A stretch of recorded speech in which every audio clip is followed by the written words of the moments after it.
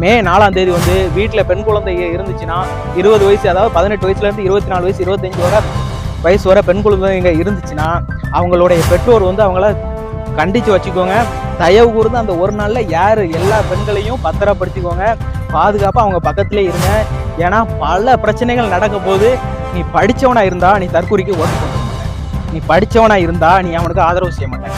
எல்லாத்தையும் சிந்திச்சு பார்த்துக்கோ. பணத்தை தூக்கி போட்டுட்டு நம்ம மக்களுக்கு உழைப்பதற்காக வந்திருக்காரு. என்னதுங்க உழைச்சிட்டாரு? எத்தனை போராட்டத்தில் இருக்காரு?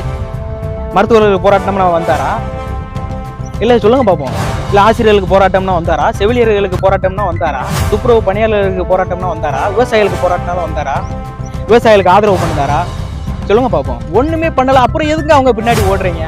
இல்லை உண்மையாவே நீ படிச்சிருக்கியாப்பா? இல்லை உனக்கு அறிவு தான் இருக்கா? உண்மையாவே நீ சோறில் உப்பு போட்டு தான் சாப்பிட்றீங்களா? ஏன்னா கரூர்ல பிரச்சனை நடந்து என்ன நடந்துச்சுன்னு பார்த்துருப்பீங்க, மதுரையில் என்ன நடந்துச்சுன்னு பார்த்துருப்பீங்க, விக்கிரவாண்டியில் என்ன நடந்துச்சுன்னு பார்த்துருப்பீங்க. அங்கே வந்து உங்கள் தலைவர் போனாரா? தமிழ் கல்வி சரியா இல்லை, அங்கே பாத்ரூம் வசதி இல்லை, அதனால நீங்கள் அடுத்த பள்ளிக்கூடத்துக்கோ இல்லை அடுத்த கல்லூரியிலோ ஆங்கில மீடியத்திலேயோ இல்லை மெட்ரிகுலேஷன் சிபிஎஸ்சியில் சேர்க்குறீங்க. இதே நம்ம நண்பர்களே பண்ணிட்டு இருக்கிறாங்க. ஆனால் அவங்களுக்கு உண்மையாகவே படிச்சிருக்காங்களான்னு அவங்களுக்கும் தெரியல, எங்களுக்கும் தெரியல. படித்தவங்களுக்கு தான் வேலை இருக்கா? சொல்லுங்க பார்ப்போம்.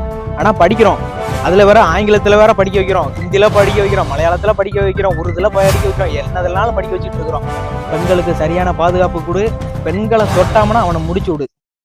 தற்சார்பு பொருளாதாரத்தை யார் கொண்டு வர்றான்னு பார்த்துட்டு நீங்க வாக்கு செலுத்திருக்கணும். சரிங்களா?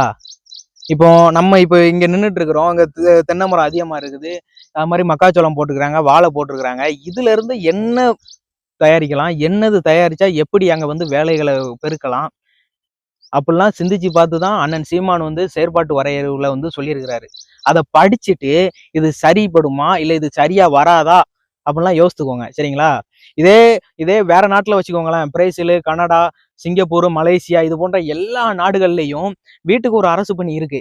ஆனா தமிழ்நாட்டுல இருக்கா? இல்ல படிச்சவங்களுக்கு தான் வேலை இருக்கா? சொல்லுங்க பார்ப்போம். ஆனா படிக்கிறோம், அதுல வேற ஆங்கிலத்துல வேற படிக்க வைக்கிறோம், ஹிந்தில படிக்க வைக்கிறோம், மலையாளத்துல படிக்க வைக்கிறோம், உருதுல படிக்க வைக்கிறோம், என்னதெல்லாம் படிக்க வச்சுட்டு இருக்கிறோம். ஆனா தமிழ்நாட்டுல தமிழ் படிச்சாதான் வேலை என்ன ஒண்ணு இருந்துச்சுன்னு வச்சுக்கோங்களேன், தமிழ்ல தான் படிக்க வைப்போம். அதுக்கு வந்து என்ன செய்யணும்?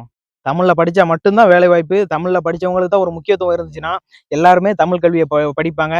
அதே மாதிரி அண்ணன் சீமான் முதலமைச்சர் ஆனார்னு வச்சுக்கோங்களேன், அடுத்த கையெழுத்தே அதுதான். தமிழ்ல படிச்சவங்களுக்கு தான் வேலை, மதுக்கடையை மொத்தமா மூடு, பெண்களுக்கு சரியான பாதுகாப்பு கொடு, பெண்களை தொட்டாமனா அவனை முடிச்சு விடு. முடிச்சுன்னா மீனிங் உங்களுக்கு என்னன்னு புரிஞ்சிடும். அதனால எப்படி பாதுகாப்பு கொடுக்கணும், எப்படி நம்ம நாட்டை உயர்த்தணும், அதாவது எதை வச்சு நம்ம பொருளாதாரத்தை அதிகப்படுத்தலாம், எதை வச்சு டாஸ்மார்க் அடிச்சு உடைக்கலாம் அப்படிங்கிறதெல்லாம் அண்ணன் சீமான் வந்து தெளிவா சொல்லியிருக்கிறாரு. அதை புரிஞ்சுக்கோங்க. மறுபடி அவங்க பின்னாடி போன இவங்க பின்னாடி, நீ எவன் பின்னாடினாலும் போப்பா, ஆனா என்னைக்காவது ஒரு நாள் நீ சீமானுக்கு தான் ஓட்டு போட்டாகணும். சும்மா நான் அவனுக்கு ஓட்டு போட மாட்டேன் இவனுக்கு தான் ஓட்டு போடுவோம்லாம் அப்படிலாம் நீ சொல்லிட்டே இருக்கலாம். ஆனா நீ சீமானுக்கு ஒரு நாள் கண்டிப்பா ஓட்டு போட்டு தான் ஆகணும். ஏன் எப்படி ஓட்டு போடுவேன் சொல்லு பார்ப்போம். நீ வாழ்ந்துட்டு போயிடுவோம், பிள்ளையும் பேர பிள்ளையும் எப்படி வாழ்வோம்? குடிக்கிறதுக்கு ரூபா கொடுத்து தண்ணி வாங்கி குடிச்சுக்கிட்டு இருக்கிறோம். குடிக்கிறதுக்கு தண்ணி கரெக்டா வருதா? இல்ல உங்க ஊருக்கு சாலை வசதி சரியா இருக்கா? இல்ல மின்விளக்கு சரியா எரியுதா? பெண்களுக்கு பாதுகாப்பு இருக்கா? படிச்சவங்களுக்கு வேலை இருக்கா? இதே உங்க அரசு பள்ளிக்கூடத்துல படிக்க வைக்கிறீங்களா? இல்ல இதே மெட்ரிகுலேஷன்லயும் சிபிஎஸ்சிலையும் படிக்க வைக்கிறீங்களா? சொல்லுங்க பார்ப்போம். உங்க குழந்தைகளை சிபிஎஸ்சிலயோ மெட்ரிகுலேஷன்லயோ இல்ல தமிழ் மீடியத்துல படிக்க வைக்கிறீங்களா? தமிழ் கல்வி சரியா இல்லை, அங்க பாத்ரூம் வசதி இல்லை, அதனால நீங்க அடுத்த பள்ளிக்கூடத்துக்கோ இல்ல அடுத்த கல்லூரியிலோ ஆங்கில மீடியத்திலேயோ இல்ல மெட்ரிகுலேஷன் சிபிஎஸ்சில சேர்க்குறீங்க.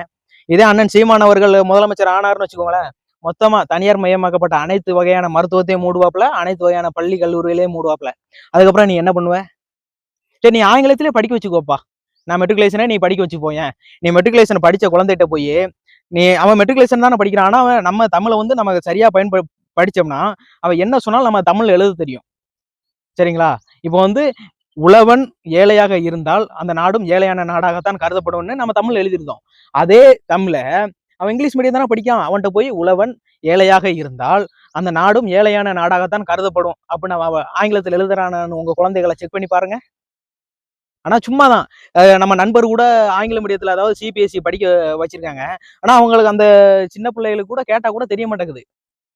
முன்னாடி வந்து கூட்டல், கழித்தல், பெருக்கல், வகுத்தல் அப்படிதான் நம்ம சொல்லி வளர்த்துட்டு இருந்தோம். சொல்லுங்க பார்ப்போம். இப்போ பிளஸ் மைனஸ் அவங்ககிட்ட வந்து பிளஸ் மைனஸ்ன்னு அப்படி சொன்னாதான் அவங்க வந்து ஆன்சர் பண்றாங்க. அப்படியுமே அப்படி ஒண்ணா எண்ணிக்கிட்டு இருக்கிறாங்க. முன்னாடி அப்படியா இருந்துச்சு? வைப்பாடுன்னு சொல்லிட்டு 1 2 2 2 2 4 அப்படின்னு சொல்லி தினமும் மதியம் படிக்க வச்சுட்டு இருந்தாங்க. ஆனா இப்போ அப்படியா இருக்கு? எல்லாம் சிந்திச்சு பார்த்துக்கோங்க. தயவு கூர்ந்து மே 4ஆம் தேதி வந்து வீட்டுல பெண் குழந்தை இருந்துச்சுன்னா 20 வயசு, அதாவது 18 வயசுல இருந்து 24 வயசு 25 வயசு வரை பெண் குழந்தைங்க இருந்துச்சுன்னா அவங்களுடைய பெற்றோர் வந்து அவங்கள கண்டிச்சு வச்சுக்கோங்க. தயவு கூர்ந்து அந்த ஒரு நாள்ல எல்லா பெண்களையும் பத்திரப்படுத்திக்கோங்க. பாதுகாப்பா அவங்க பக்கத்திலே இருங்க. ஏன்னா பல பிரச்சனைகள் நடக்க போகுது. அதுக்கு என்ன காரணம் அப்படிங்கிறது, டெபாசிட் இழக்கிறாரு, அடுத்து என்ன நடக்கும் அப்படின்னு பல பெண் குழந்தைகள், அதாவது அந்த இளவட்ட பிள்ளைகள் இருக்காங்க பார்த்தீங்களா, இளஞ்சிகள், அவங்க எல்லாம் சொல்லியிருக்கிறாங்க. தயவு கூர்ந்து உங்க வீட்டுல எதுவும் பெண் குழந்தைகள் இருந்துச்சுன்னா பாதுகாப்பா வச்சுக்கோங்க. பிறகு இப்படி ஆகி போச்சு அப்படி ஆகி போச்சுன்னு கஷ்டப்பட்டு துன்பப்பட்டு துயரப்பட்டு ஒன்னாக போறது கிடையாது. ஏன்னா கரூர்ல பிரச்சனை நடந்து என்ன நடந்துச்சுன்னு பார்த்திருப்பீங்க, மதுரையில என்ன நடந்துச்சுன்னு பார்த்திருப்பீங்க, விக்கிரவாண்டியில என்ன நடந்துச்சுன்னு பார்த்திருப்பீங்க. அங்க வந்து உங்க தலைவர் போனாரா? சொல்லுங்க பாப்போம். ஏதோ சீமானை மட்டும் அப்படி இப்படி அவர் முன்னாடி பேசுனது வேறப்பா, இப்ப பேசுனே உங்க ஆளு இலவசம் வேண்டான்னு பேசினாருப்பா. அப்புறம் இப்ப என்ன சொல்லியிருக்கிறாரு?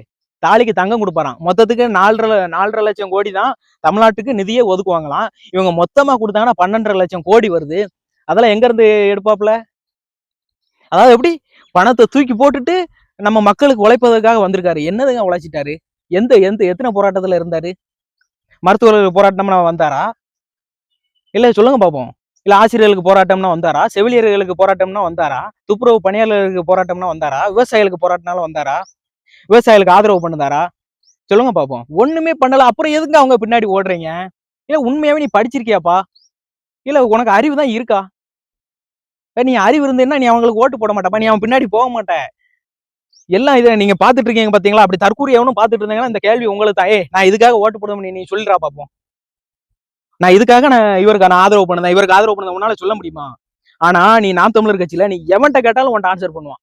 நான் இதுக்காக நாம் தமிழர் கட்சிக்கு ஆதரவு பண்ணுதோம்னு. ஆனா உன்னால சொல்ல முடியாது. எதுக்கு? ஏன்னா ரசிகர் பின்னாடி, எப்படி நடிகர் பின்னாடி ஓடுறது. எல்லாம் சிந்திச்சு பாரு சரியா?